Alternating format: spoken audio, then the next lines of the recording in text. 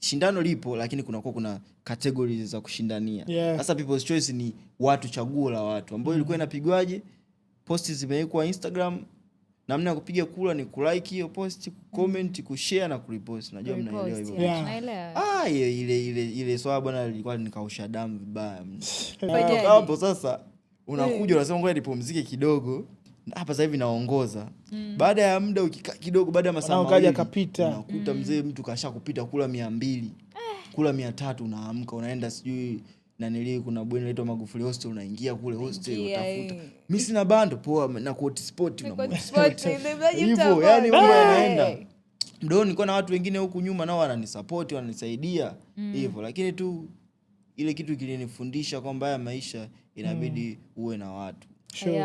Inabidi uwe na watu. Mtaji wa watu ni kitu kizuri sana. Mtaji wa watu ni kitu kizuri sana.